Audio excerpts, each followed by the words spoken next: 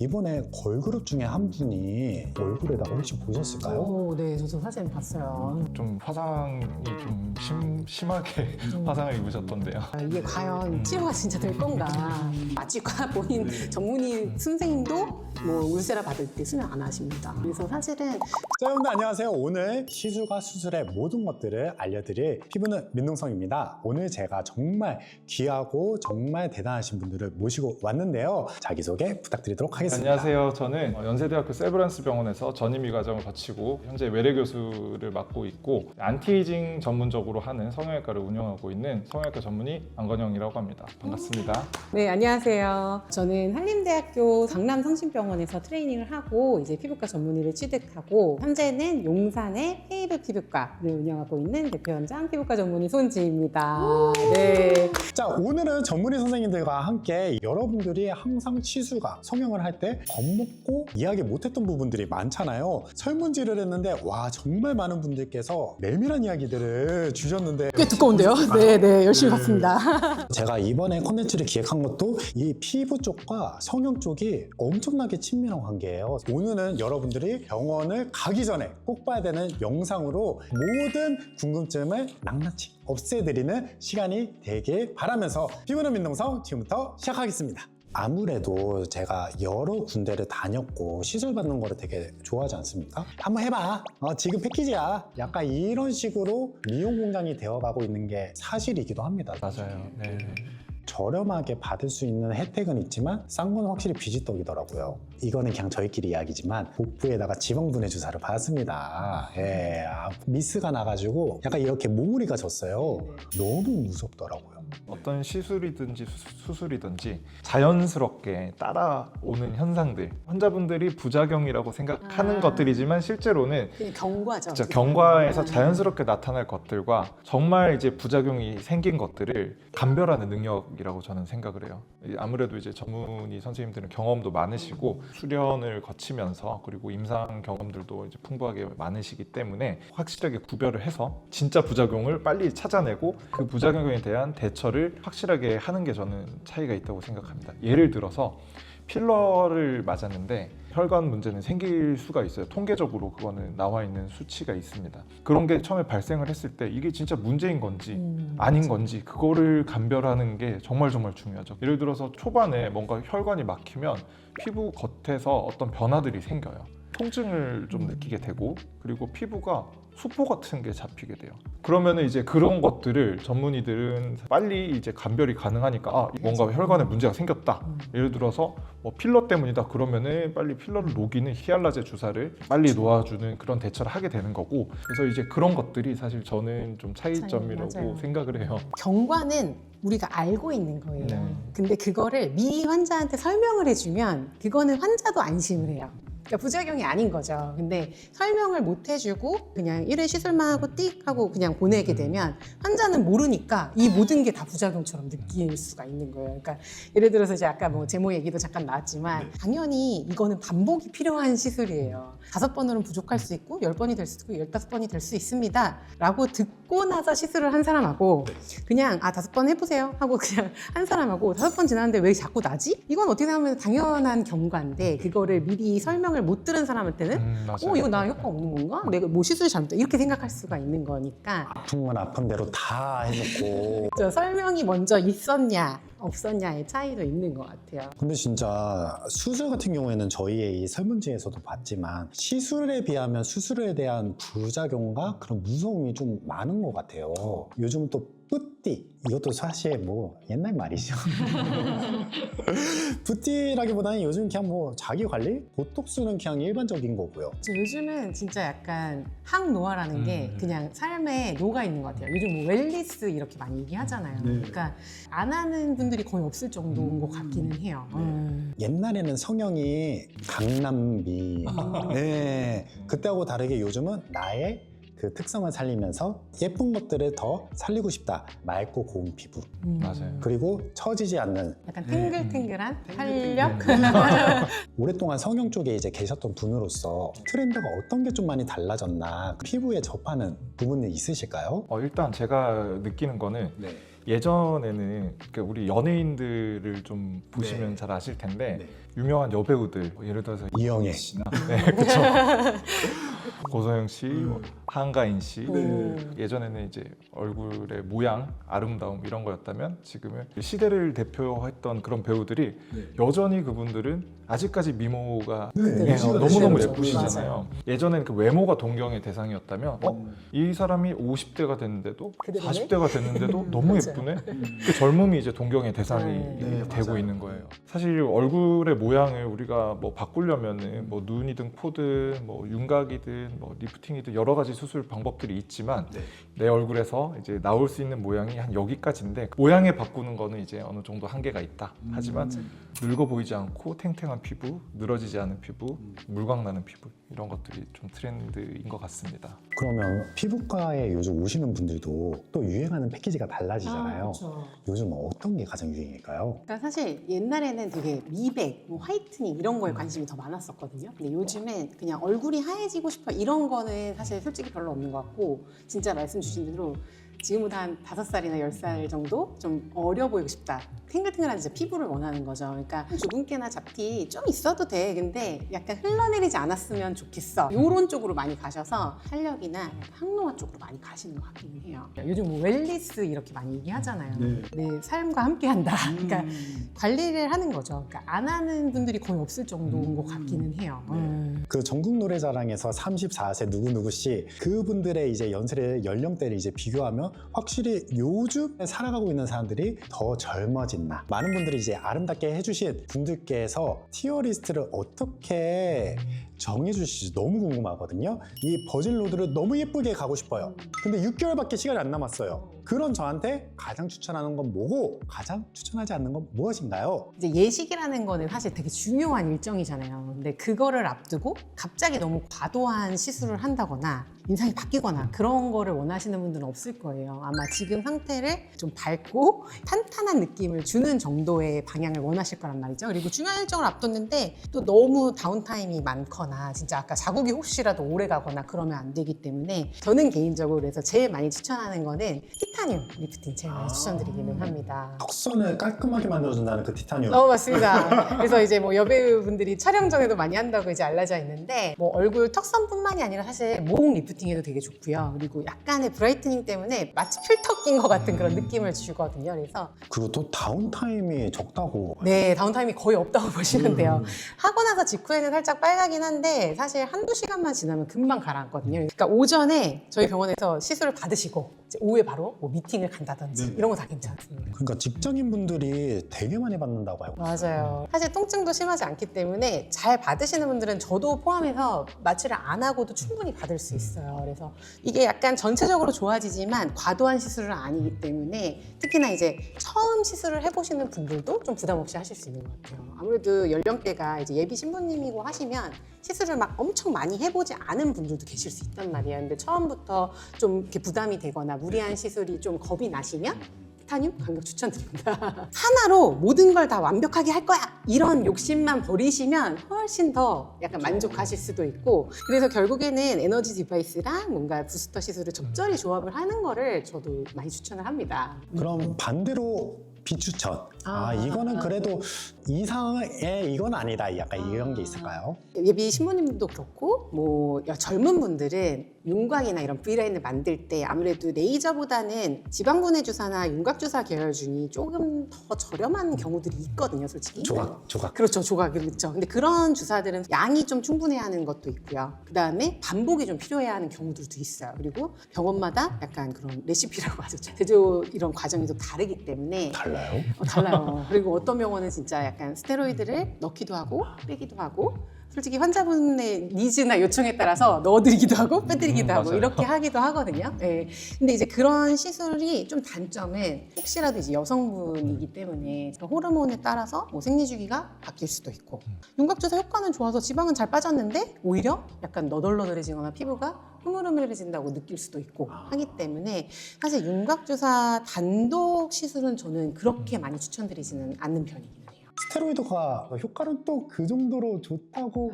그럴 수 있죠. 왜냐면 스테로이드 자체가 약간 그런 지방의 위축이라든지 이런 거를 해주는 효과가 빨라요. 그래서 조금 적은 횟수로 효과를 드라마틱하게 보고 싶은 그런 유혹이 있을 수 있죠. 근데 별로 권하지는 않습니다. 남자한테는 권하시나요?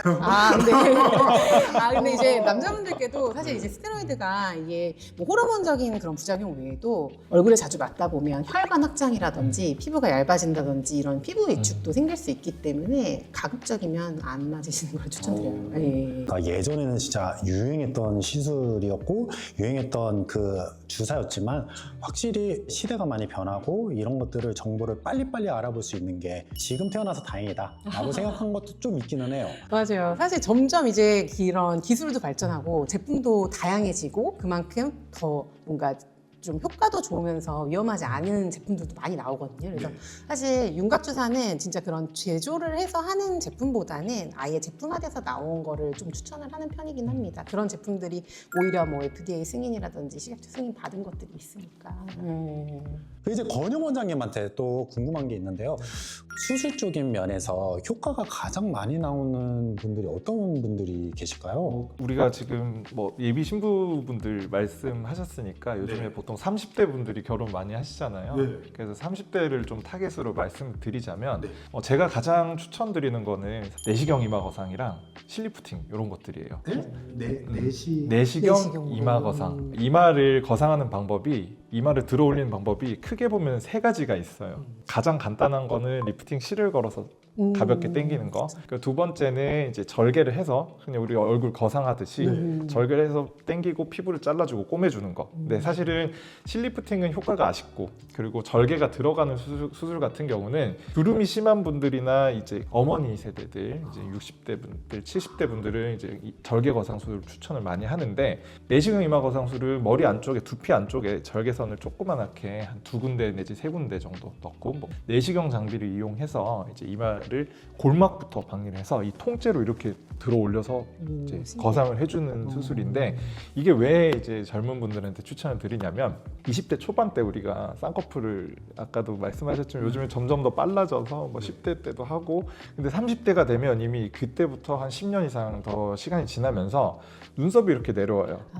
눈썹이 내려와서 쌍꺼풀 라인이 뭔가 옛날에 내 눈이랑 달라지게 됩니다.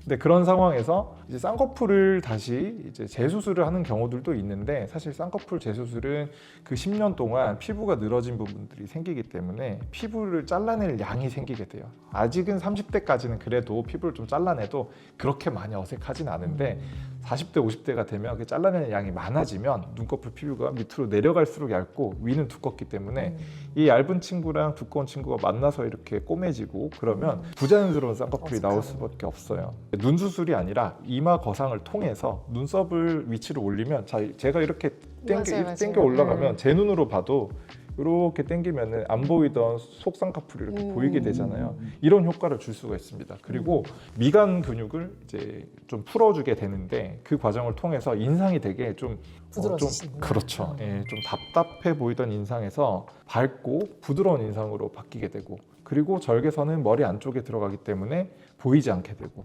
그래서 30대 분들이 눈매 쪽에 고민하는 것들이 내시경 이마 거상 한 방으로 해결이 될 수가 있기 때문에 저는 이제 요거를 가장 추천드리는 수술이라고 말씀드릴 수가 있고 제 주변의 분들도 시술과 수술을 정말 좋아하니까 그쪽에 계신 분들이 되게 많고 미용 쪽에 계신 분들이 많아가지고 이야기를 들었는데 오늘 이거는 전 처음 들었어요. 저도 되게 새로워요. 사실 이 눈썹 뼈에 비해서 눈썹이 점점 내려가는 네. 현상에 대한 고민을 피부과에서도 많이 하세요. 그래서 저희도 뭐 실로 진짜 당기기도 하고 뭐 아이 울세라라 그래가지고 요 위쪽에 근막을 이제 리프팅 해주는데 이 인상이라는 게 사실 1mm, 2mm만으로도 되게 달라지기는 해요. 근데 피부과에서는 그런 아이올세라를 해주면 굉장히 약간씩의 변화를 줘서 인상을 좋아지게 하는 건데 지금 얘기를 성형외과적으로 들어보니까 훨씬 좀 드라마틱하긴 하네요. 너무 흥미로웠어요. 네. 네, 너무 재밌었어요. 킴 카다시안 그분께서 오셔가지고 한국 의사를 초청해서 했는데 너무 마음에 들으셔서 초빙해서 가시기까지 했잖아요. 우리나라의 의학 수준은 가장 뛰어나기 때문에 이 전문 두 분께 여쭤보고 싶습니다. 30대 여성분의 턱선 어떻게 하면 좋아질 수 있을까요? 그러니까 사실 이제 턱선이 무너지는 그런 원리 질이나 약간 상태를 봐야 될 것 같기는 해요. 그러니까 일단 살집이 많은 케이스인 건지 아니면 피부 자체가 좀 늘어지면서 여기가 좀 흐물흐물해져서 뼈랑 좀 따로 노는 건지 약간 이런 거를 좀 봐야 될 것 같긴 한데, 그래서 일단 지방이 많으면 당연히 우리 무게가 무거우면 스프링이 아무리 매달아 놔봤자 축 늘어지잖아요. 그러면은 두 가지 방법으로 치료를 해야 되죠. 무게를 덜거나 스프링을 늘리거나. 그러면 무게를 더는 거가 이제 대표적인 게 지방 분해라고 보시면 될 것 같아요. 유명한 무슨 주사 뭐 있잖아요. 근데 결국에는 원리는 다 지방을 분해해 주는 거. 그래서 지방을 분해해서 녹이는데 그걸 단순하게 이제 배출시키는 게 아니라 요즘에는 지방을 분해해서 그걸 좀 콜라겐화하는 그런 주사들도 많이 있거든요. 탄력을 생기게 하는. 그렇죠. 예, 왜냐면은 보신 적 있으시잖아요. 다이어트 막 갑자기 하면 맞아요. 갑자기 막 엄청 정준하 네, 저도 그 기억이 나는데, 그래서 그렇게 되지 않게 하려면 지방만 계속 녹여서는 안 되고 결국 되는 거죠. 그렇죠. 예, 그래서 콜라겐화를 할 수 있는 그런 주사들이 많아요. 근데 솔직히 저는 그런 것 있어요. 그러니까 윤곽 주사가 병원마다 솔직히 약간 성분도 유사하지만 배합도 다 다르고 한데, 이제 모든 시술에는 그래도 약간 우리가 진짜 전문가로서 뭔가 입증이 되거나 검증이 된 성분이나 제품을 쓰는 게 맞다고 보기 때문에, 그래서 요즘에는 사실 FDA 승인 받거나 한 그런 특정 성분을 가지고 있는 지방분해 주사들도 있거든요. 아예 제품화되어 있기 때문에 그런 거를 좀 활용해 줄 수 있는 방법도 있고, 그리고 두 번째는 이제 지방을 녹이는 게 그런 주사만 있는 건 아니에요. 레이저를 이용해서도 할 수 있어요. 그래서 이제 대표적인 게 뭐 울세라도 층을 잘 해주면 지방을 조금은 녹여줄 수 있는 방향으로 할 수도 있고, 그 외에 뭐 튠라이너라고 하는 또 다른 초음파도 있고, 그래서 여러 가지 장비를 이용해서도 지방을 줄여줄 수 있기 때문에 만약에 살집이 좀 많다 하면은 첫 번째로 이제 무게를 줄이는 거를 한번 생각을 해보실 수 있고, 그다음 두 번째는 이제 스프링을 늘려주는 거죠. 뭔가 흘러내려서 턱선이 무너졌다 하면은 이제 이거를 마치 우리 고정하듯이 좀 리프팅을 해주는 방법. 그래서 그것도 이제 울세라에서 층에 따라 이제 근막을 작용을 해주면 진짜 호치키스 찍듯이 약간은 타이트닝 되면서 고정이 되는 그런 방법도 있고, 결국에는 턱선에 뭐 추천해 주세요 하면 이게 또 슬프지만 답이 정해져 있지는 않아요. 와서 진료를 보셔야 돼요. 그럼 반대로 이거는 진짜 좀 이건 좀 건들지 말고. 저는 사실 요즘에 또 되게 30대 분들 문의를 많이 하시는 수술 중에 하나가 이중턱 근육 묶기라고 혹시 들어보셨어요? 이중턱이 고민이고 턱선이 날렵해지고 싶은데 사실 원인부터 먼저 찾아야 되거든요. 근데 제가 생각하는 가장 큰 원인은 해결되지 않은 원인, 우리가 바꿀 수 없는 원인이 한 가지가 이 턱뼈가 앞으로 나와 있는지 뒤로 이렇게 물러나는지, 이게 사실 제일 커요. 맞아요. 무턱이냐 아니냐. 맞아요. 네. 예, 무턱이면은 제가 이렇게 당기면은 이중턱이 생길 수밖에 없잖아요. 맞아. 턱이, 그렇죠? 원인에 따라서 이거를 해결해야 되는데 사실 무턱을 해결하려면 양악수술로 턱을 빼야 됩니다. 맞아요. 근데 그거는 너무 이제 큰 수술이죠. 수술이기 때문에 뭐 고용물 삽입도 있잖아요. 보형물도 하고 사실 필러도 하기는 하죠. 근데 보형물을 넣는다고 해서 여기가 이 공간이 앞으로 나오는 거지, 이 턱뼈 구조 자체가 이렇게 밀려난 것 때문에 이게 이렇게 뒤로 밀려나 있으면 우리 아까 말씀드린 근막층, 스마스층이라는 게 목 쪽으로 내려가면서 활경근이라고 합니다. 이 활경근이 이렇게 이제 옆에서 봤을 때 턱이 이렇게 들어가야 날렵한 턱이 되잖아요. 이렇게 들어가야 되잖아요. 이렇게 들어가야 되는데 이제 원인을 분석을 하고 여기에 따른 대처를 해야 되고, 안 되는 부분 안 된다고 설명을 드려야 되는데 이중턱 근육 묶기에 대한 환상들이 너무 많이 갖고 계세요. 이걸 하면 없어진다. 무조건 이게 쑥 들어간다. 사실은 이중턱 근육 묶기란 수술은 동양인들한테는 그렇게 필요한 수술은 아니에요. 아까 말씀드린 활경근이 우리나라 사람 같은 경우는 이제 이중턱 부위에는 대부분 이렇게 붙어서 이렇게 내려옵니다. 그리고 이 밑에서부터 이렇게 갈라지는 그런 비율이, 한국인들 같은 경우는 50% 이상이 그런 식으로 회복적인 구조가 돼 있는데, 서양인들은 이게 위에서부터 이렇게 갈라져요. 그러면은 무슨 현상이 생기냐면 나이가 들면은 이렇게 칠면조 터키넥이라고 해서 세로주름이 이렇게 닭 벼슬처럼 이런 것들이 생겨요. 미국에서 많이 왔어요. 그렇죠. 그거를 이제 이 밑을 열어서 이 활경근을 묶어주는 게 이중턱 근육 묶기라는 수술의 원래 의미예요. 이중턱이 설마 이 이중턱이 아니고 이 이중턱이었어요? 이 세로주름을 이 활경근을 묶어주는 거죠. 그러면 여기가 묶이니까 그게 없어지는 거예요. 근데 우리나라에서 이제 젊은 분들이 원하시는 거는 이 날렵해지는 턱선 때문에 하는 건데, 그렇게 3cm, 4cm 이렇게 긴 절개를 해서 이중턱 근육 묶기를 하는 것과 지방 흡입을 하고 여기 리프팅 실을 걸어주는 것과 우리나라 30대 분들은 대부분의 효과가 거의 비슷하다고 보여집니다. 이거 괜히 3cm, 4cm가 이게 가려진 라인이라고 하지만 이게 생각보다 어떻게 이렇게 하면 보이잖아요. 이게 되게 신경 쓰일 수가 있어요. 굳이 저는 이게 의미 없는 흉터를 만들지 말자는 주의이기 때문에 이거는 그렇게 추천드리진 않아요. 또 여기에 또 많은 분들이 또 질문을 많이 하실 것 같아요. 남편분이나 남자친구분한테 추천을 하고 싶은 S급 티어가 혹시 어떤 게 있을까요? 아, 진짜 요즘은 그러니까 시술이 그러니까 여자분들만의 그 영역이 아니에요. 실제로 남자분들도 많이 하시고, 심지어 저 그런 얘기 들었어요. 직장에서 막 탕비실 같은 데서 남자 그 직원들끼리도 막 뭐 하시면 될 것 같은데요, 뭐 하셔야 돼요, 막 이런 식으로 얘기를 한다더라고요. 근데 솔직히 이제 남자분들 같은 경우에 진짜 날렵한 턱선에 대한 고민이 좀 많으시고, 두 번째로는 이제 모공이라든지 피부 결에 대한 고민이 많으신데, 사실 여러 가지 장비가 있지만 그 중에서 사실 제일 추천하는 시술 중에 대표적인 게 바로 울세라. 팁의 종류에 따라서 약간 타겟하거나 목적하는 바를 좀 이루는데 도움을 많이 받으실 수가 있어요. 저희 남편도 맨날 얘기하는 게 여기 나비 좀 모공도 고민이고 약간 살찌면 턱선 고민 많이 하는데, 그러니까 턱선 쪽은 근막을 타겟하는 조금 깊은 팁을 이용해서 좀 해주면 좋고, 요즘에는 이제 1.5mm 팁이라고 해가지고 조금 더 피부 표면에 가깝게 해서 모공이라든지 결계선이라든지 약간 눈 주변의 얇은 피부 이런 쪽을 개선을 하는데 도움이 되는 팁도 많이 활용을 하고 있거든요. 그래서 사실 피부도 샌드위치잖아요. 그러니까 안쪽에 작용을 하는 것도 해주고 중간층도 해주고 위에도 해주고 이런 식으로 두루두루 다 개선을 같이 볼 수 있는 게 대표적으로 울세라인데, 남자 피부처럼 좀 도톰한 피부나 이런 말 하면 그렇지만 좀 모공 있고 약간 귤 같은 피부이신 분들 있잖아요. 많잖아요. 그런 분들이 하시면 되게 좋아요. 예. 그러니까 남자분들은 이제 아무래도 병원에 짧게 있기를 원하시잖아요. 아, 그런 것도 있죠. 네. 맞아요. 그래서 유지기간이 일단 길어야 돼요. 왜냐면 자주 오기를 좀 부담스러워 하실 수 있거든요. 싫어하고 누워있기 맞아요, 싫어하고 맞아요. 언제 끝나요? 맞아요. 하니까 막 여자들처럼 이 재미를 느끼지 않고 약간 숙제하듯이 하시는 분들도 있기 때문에. 그분들한테 짧은 시간에 큰 효과. 그렇죠. 그리고 오래 가는 효과. 네. 그래서 1년에 한두 번만으로도 좀 이렇게 확 개선을 하실 수 있기 때문에 그래도 울세라 피프라임, 울세라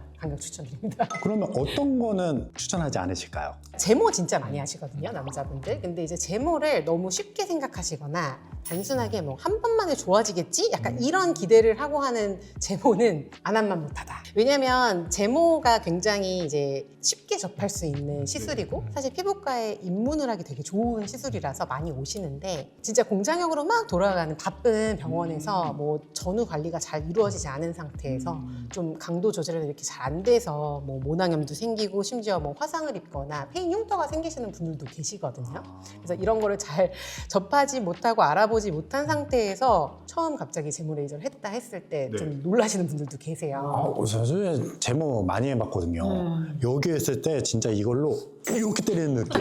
진짜. 네, 일단 눈물이 아프기도 하고. 핑돌고. 맞아요. 아시겠지만 제모는 1회만으로 뭐 이게 완전히 좋아지고 그런 게 아니잖아요. 그래서 이게 섣불리 그냥 한번 해봐야지 이런 마음으로 할 거면 아예 하지 마시라. 약간 이런 의미로. 그리고 또 모낭염이나 그런 것들도 되게 많이 생기고. 네. 아무래도 원리 자체가 이게 모낭에 있는 모근을 타겟으로 하려면 어쩔 수 없이 이게 팡 하면서 약간 그 색소를 터트리는 원리가 있거든요. 그래서 어쩔 수 없이 사실 모낭염이 조금 생길 수 있어요. 근데 그것도 미리 설명을 하면 이게 부작용이 아닌 거죠. 그래서 그 뒤에 이제 연고를 바르는 거라든지 후 관리라든지 보습이라든지 이런 게 잘 이루어져야 꼭 이렇게 분홍색에다가 덜어서 연고를 주시더라고요. 저희 병원도 드리고 있습니다. 뭔지 몰라. 바르래. 네. 그 좀 진득하게 있는 남자분들에게 추천하고 싶은 그런 S급은 무엇이 있을까요? 누구라고는 얘기 안 하겠지만. 딱 떠오르는 시술이 있는데 바로 네. 악센트 프라임. 처음 들어봐요. 그렇죠. 근데 저는 되게 애정해요. 사실 제가 개원할 때 제일 먼저 선택한 장비이기도 한데요. 핸드피스가 여러 개가 있어요. 그 가제트 팔처럼 네. 고주파도 맞아요. 있고, 예, 막 초음파도 있고. 근데 얘는 약간 장비 자체가 진짜 한 3, 4주에 한 번, 뭐 짧게는 2주에 한 번 꾸준히 차곡차곡 약간 관리를 하는 그런 방식이에요. 남자분들이 고민하시는 진짜 이중턱이나 살집은 춘라이너라고 하는 그 초음파 핸드피스를 통해서 진짜 짧게는 2주에서 아, 춘라인은 이거예요? 네. 기계 이름이 악센트 프라임이고 맞아요. 그러니까 진짜 가제트 너무- 팔 중에 하나가 튠라이너인 거고 맞아요. 몸체는 악센트 프라임이라고 보시면 돼요. 툴라인도 너무 많이 들어봤죠. 네, 되게 좋아요. 저도 되게 튠페이스, 애정하고. 튠라이너 네, 오히려 그래서 그것들이 더 이제 알려졌잖아요. 그쵸, 맞아요. 그래서 튠라이너는 여기 아래쪽 추천. 그리고 우리가 튠 뭐 레드라고도 하고 튠 페리오비탈이라고도 하는데 고민하시는 그 나비존이나 이런 코 주변에 이런 모공이나 피지 있잖아요. 그러니까 그런 거를 할 때는 또 고주파 핸드피스인 그런 튠 레드나 튠 블루 이런 걸 이용해서 잡아주기도 좋고 그래서 크게 우리가 1년에 한두 번 이렇게 빵 하는 시술도 있지만 잔잔바리로 중간중간에 유지하고 관리하는 데는 정말 악센트 프라임 강력 추천드립니다. 사실 유튜브 많이 찍으시니까 네. 중간중간에 하셔도 얘는 마취 크림 안 바르고도 이렇게 받으실 수 있게 안 아파요. 네네. 그래서 그거 한번 악센트 프라임도 한번 해보세요. 그러면 오히려 F급은 제가 생각하는 건 약간 과한 필러가 아닐까 싶어요. 그럴 수 있죠. 사실 이제 필러라는 거는 굉장히 안전한 성분이고 되게 적절하게 적정량이 들어가면 되게 좋은 시술이라서 우리가 리프팅을 아무리 해도 채울 수 없는 볼륨을 채우는 데는 결국에는 뭔가 재료가 필요하거든요. 근데 너무 과하면 진짜 우리 흔히 얘기하는 너무 빵빵한 그런 강남미인 스타일이 뭐 촬영이 많거나 하신 분들은 심지어 붓기도 또 오래 갈 수도 있고 인상이 달라져 보이니까 사실 그런 거보다는 꾸준히 약간 티나지 않으면서 은은하게 할 수 있는 그런 관리가 더 낫지 않을까 싶습니다. 필러를 안 넣는 곳이 없는 것 같아요. 이마, 여기 T존. 맞아요. 미간이나 맞아요. 콧대도 하고 그만큼 필러는 사실 요즘에 여러 뭐 콜라겐 부스터라고 하죠. 볼륨을 넣을 수 있는 다른 재료들이 많은데 그중에 좀 안전하고 오랜 기간 검증이 됐기 때문에 여러 부위에 다 할 수 있어요. 바디에도 많이 씁니다. 그쵸. 네, 예를 들어서 뭐 힙딥이라고 해서 맞아요. 엉덩이 옆에 이제 꺼진 부분, 이제 여성분들이 거기에 또 필러를 엄청 또 많이 맞는 분들도 있어요. 중국을 가면은 그 왕홍? 왕홍이요? 그쵸. 네, 맞아요. 그분처럼 똑같이 하는 패키지가 있다고 합니다. 여기도 필러를 넣을 수가 있다면서요, 두피에도? 그렇죠. 여기 측두나 이런 데도 넣어서 네. 그러니까 머리가 약간 풍성해 보이는 효과랑 얼굴은 작아 보이게 하는 그런 느낌? 두상을 아예 바꾸는 거죠. 전체적인 심미안이 있으신 전문가 선생님한테 가는 게 가장 좋은 방법인 것 같습니다. 진짜 추구미 자꾸 얘기하지만 그 요즘에는 진짜 과한 거보다 은은한 쪽을 좀 선호하시고 솔직히 이런 말씀 드리면 좀 조심스럽긴 한데 전문의 선생님들이 겁이 더 많다고 저는 생각해요. 왜냐하면 그만큼 경험도 많고 아는 것도 많고 부작용에 대해서도 많이 아니까 더 좀 쫄보해요, 솔직히.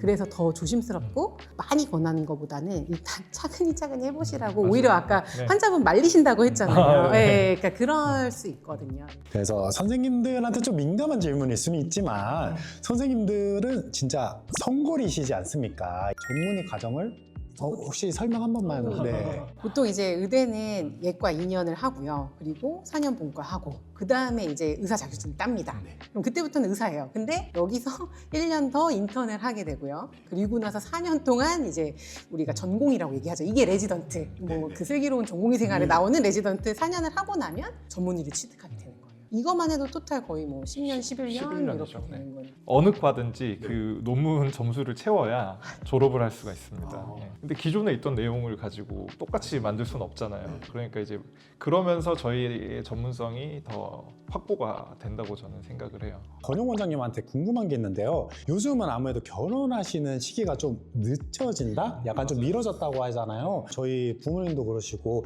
결혼할 때 좀 내가 너무 늙은 모습 보이면 좀 창피하다. 거상시켜줘라. 리프팅 시켜줘라. 약간 이렇게 장난스럽게 말씀하시는데 본식에 들어가기 전에 저희 어머니 아버지 나이대 분들에게 가장 추천하는 S급 수술 은 어떤 게 있을까요? 아무래도 말씀하신 것처럼 요즘에 결혼 정년기가 그렇죠. 남성분들은 35세 전후에 많이 하시는 것 같고 여성분들은 33세? 2세? 이때 전후에 많이 하시는 것 같은데 그분들의 부모님의 연배를 생각하면 35 더하기 25로 하면 60이잖아요. 60대가 되면은 사실은 구조적으로 이제 무너진 것들이 많고 지금 우리 세대처럼 저 미리 못하셨죠. 약간. 미리미리 계속해서 60대가 된 얼굴이랑 그거를 놓친 분들이 이제 결혼 앞두고 예를 들어서 이런 경우예요. 상대방 혼주분은 너무 관리를 잘하셔서 너무 차이가 많이 나. 막 너무 막 그런데 맞아. 나는 그런 거 얼굴이 상대적으로 많이 처지고 그러면은 되게 이 초라함이랑 이런 것들이 대부분은 저희 병원에 오시는 분들이 뭐 자녀분이랑 오시는 게 아니라 혼자 고민 때문에 진짜 고민 오시는구나. 때문에 진짜 오시면 제가 이제 이걸 자신 있게 말씀드릴 수 있는 게 저희 어머니도 제가 거상을 시켜드렸고 저희 친척분들 뭐 사돈 뭐 이런 분들도 다 해드려서 이게 진짜 정말 그 연령대 분들한테는 구조적인 재배치가 이루어지는 안면 거상 안면 거상술이 사실은 가장 게임 체인저 역할을 할 수 있는 S급 수술이라고 봐야겠죠. 저희 분들이 하시는 것도 있지만은 부모님을 모시고 갔을 때 거상을 하고 난 후에 리프팅은 필수인데 전문가로서 말씀해 주신다면 어떤 부분이 있을까요? 그러니까 피부층부터 이제 안쪽으로 피하 지방층이 있고 그 안쪽에 얼굴을 감싸고 있는 스마스층이라는 탄력 조직이 있어요.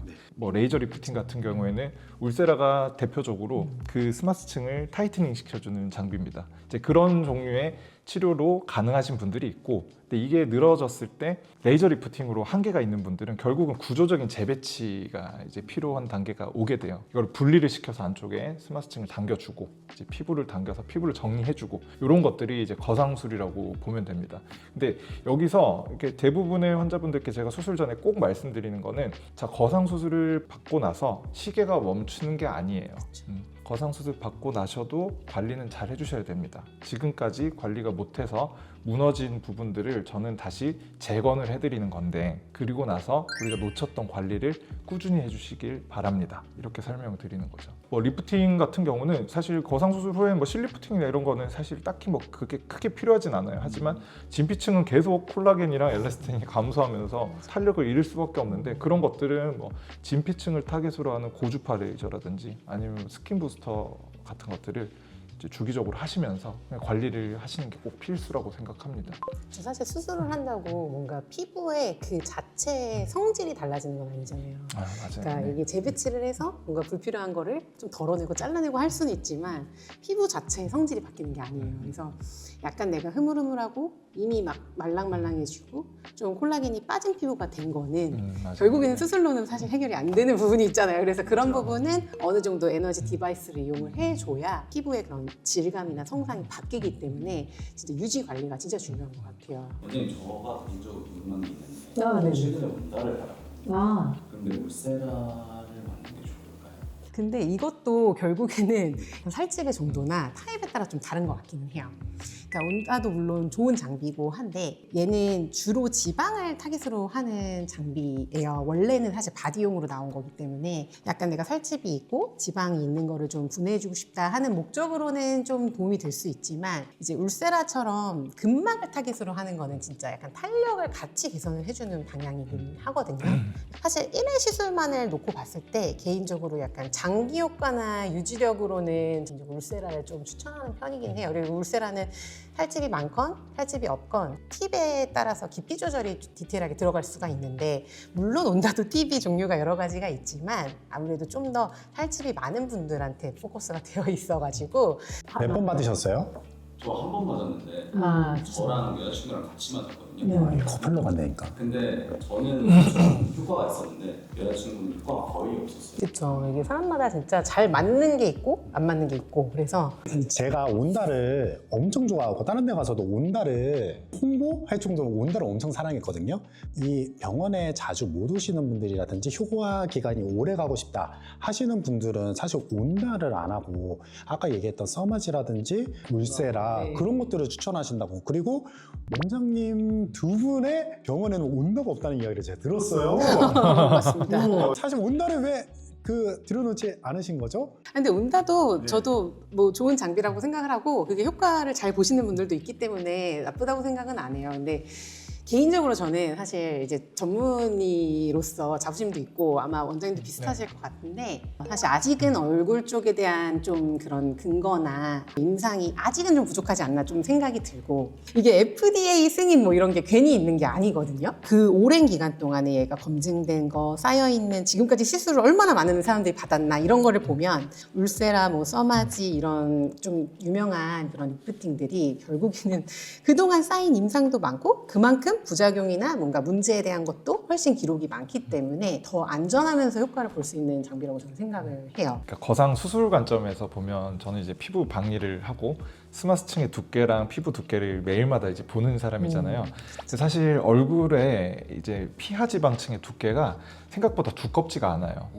네, 그게 피하 지방층이 두껍지가 않고 그나마 이제 턱 쪽은 약간의 피하 지방층이 있긴 한데 그래서 이제 온다 같은 경우는 그 레이저가 타겟으로 층이 지방층이기 때문에 받기 편하고 그런 것들은 되게 좋은데 안 아파서 좋았어. 안 아파서 그런 거 있죠. 네. 근데 이제 유지력이 짧을 수밖에 없는 게 사실 근본적으로 처져 있는 뭐 스마스층을 뭐 타이트닝 시켜준다든지 아니면은 아예 그냥 진피층에 콜라겐을 재형성시켜준다든지 그런 에너지 디바이스들은 실제로 의미가 있는데 얼굴에 사실 온다와 같이 지방층을 타겟으로 하는 거는 제 생각에는 뭐 드라마틱한 효과라든지 그런 건 좀 떨어지지 않나 싶습니다. 다만 이제 장점은 편하게 받을 수 있고 안 아프고 그리고 좀 자주 받으신 걸 좋아하는 분들은 되게 추천할 만한 레이저죠. 그래서 여기서 이제 이야기를 하는 부분이 바로 이 부분이라고 생각이 드는 게 온다는 안 아프게 받는다고 아까 이야기를 했잖아요.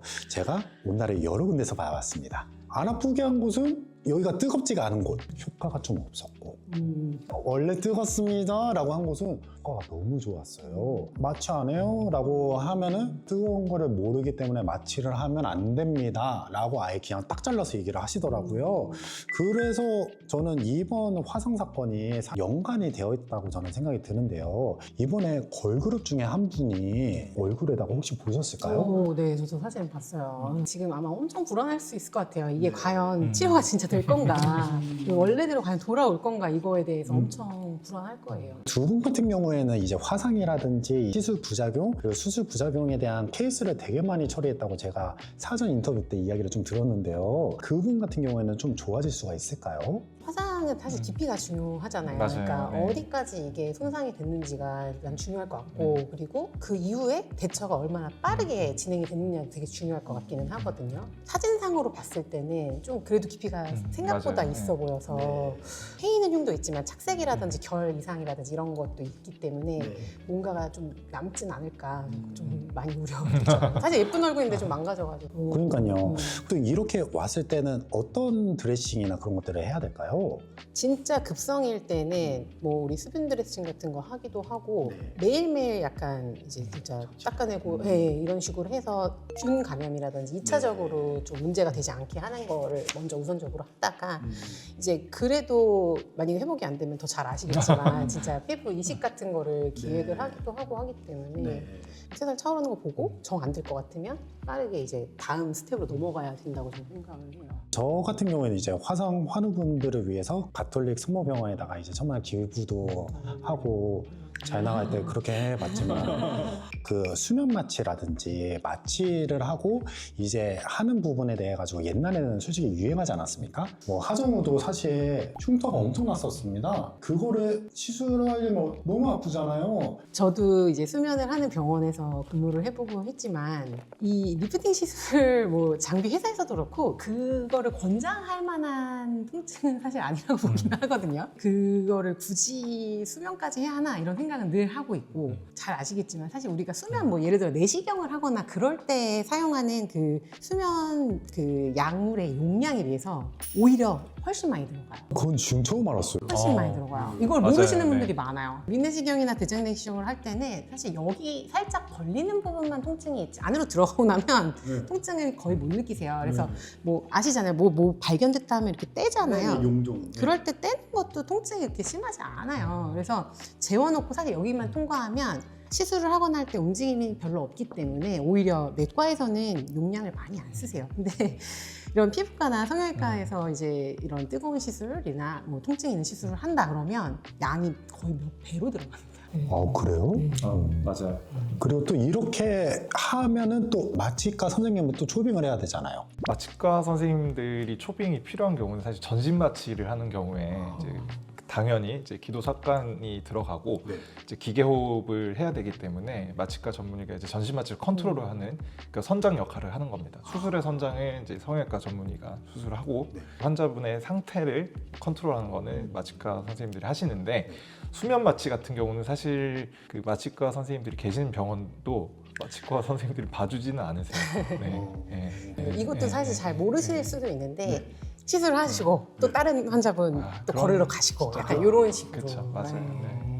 우리 여러분들 진짜 모르고 저도 모르고 할 부분인데 이런 것들을 진짜 솔직하게 이렇게 적나라하게 이야기해 주셔도 되나 할 정도이지만 진짜 이거는 진짜 저희한테 꼭 필요한 이야기였거든요. 솔직히 저희 병원에 그러니까 마취과 선생님들이라든지 의료 선생님들도 피부 관리해야 되잖아요. 그러니까 그런 분들도 많이 오시거든요. 본인도 수면 마취 안 하세요. 젊건 나이가 많건 뭐 기저질환이 있건 사실 이게 생각보다 중요할 것 같지만 이거는 진짜 케바케잖아요. 더 아시겠지만 사고가 날라면 젊은 분들 멀쩡한 분도 날 수 있어요.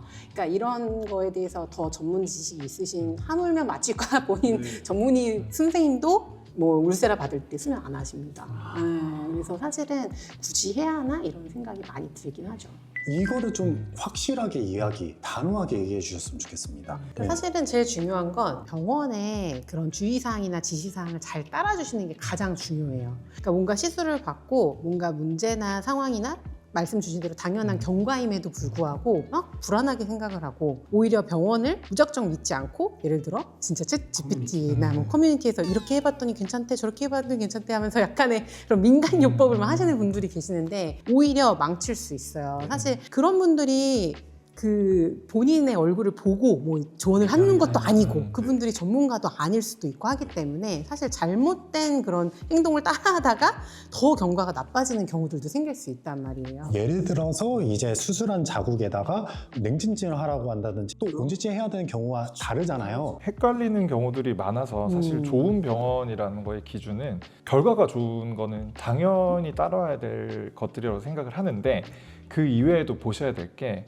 수술 전이나 시술 전에 이거에 대한 설명을 얼마나 많이 해주는가 그리고 그 설명을 들었을 때 정말 아까 좋은 말씀을 해주셨는데 저희가 미리 환자분들께 말씀을 드리면 설명이 되는 거고 맞아요. 나중에 얘기하면 변명이 그쵸. 되는 거거든요. 맞아요. 그래서 이제 얼마나 이 설명을 꼼꼼하게 해주는가 이거 되게 중요한 얘기인데 피해야 되네. 웬만하면 가지 마세요라고 이제 말씀드린 병원들이 어떤 수술이든지 시술이든지 이 플랜을 말씀하신 것처럼 실장님이 상담할 수도 있어요.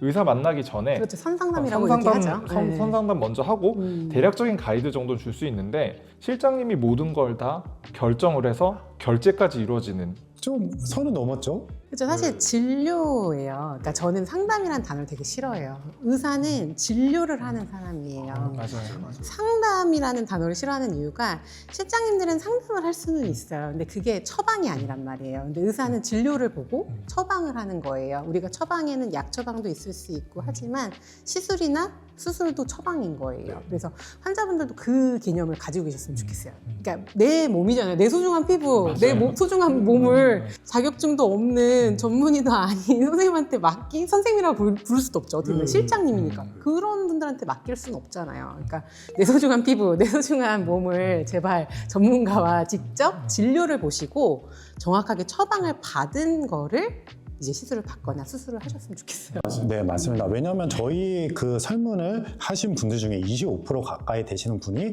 기분에 따라 그때그때 따라 수술과 시술을 하신다고 말씀을 하셨기 때문에 못 모르고 갔다가 지금 결제까지 하셔가지고 이벤트가로 해놔야지 선결제 되는 거고 프로모 그거 있으니까 아니 이벤트가가 나쁘다는 건 아니에요. 근데 확실한 거는 실장 앞에서 모든 것들이 결제까지 이루어진다. 이거는 정말 확실하게 안 된다.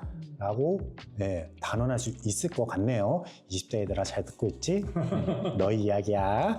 사실 이번에 이슈된 그런 분도 보면 과연 그 시술 하나만 했을까? 이런 생각도 든단 말이에요. 사실 요즘에 시술이 너무 대중화되니까 이 병원 가서는 뭐 하고 저 병원 가서는 뭐 하고 근데 이런 거를 솔직하게 얘기를 안 하시는 분들도 솔직히 있거든요. 거기서 뭘 했어요? 몇 주 전에 했어요? 얘기를 해줘야 오늘 내가 시술을 해드릴 때 위험하지 않게 더 안전하게 해줄 수 있단 말이에요. 근데 이런 거를 사실 나쁘게 말하면은 막 병원 쇼핑이라고도 얘기를 해요. 근데 하셔도 좋아요. 근데 좀 제대로 된 곳에서 이제 진료를 보시고 쇼핑을 하더라도 그렇죠. 그렇게 하시기를 권하고 솔직하게 의료진하고 항상 모든 거를 얘기를 하셨으면 좋겠어요. 나한테 내가 기존에 어떤 히스토리가 있는지를 솔직히 얘기를 해줘야 저도 더 좋은 방향으로 이렇게 안내를 해드릴 수가 있기 때문에 그래서 사실 이런 자리를 빌어서 그런 뭐 환자분이라고도 표현할 수 있고 고객분들이라고 할 수도 있지만 그런 환자와 의사 사이에 좀 그래도 솔직한 그런 관계가 되기를 바랍니다. 잠깐 바람 피울 수 있어요. 괜찮아요.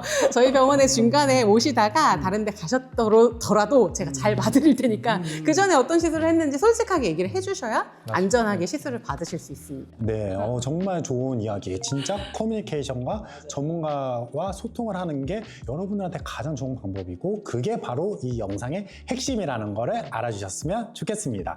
오늘 이렇게 여러분들과 이야기를 많이 나누었는데요.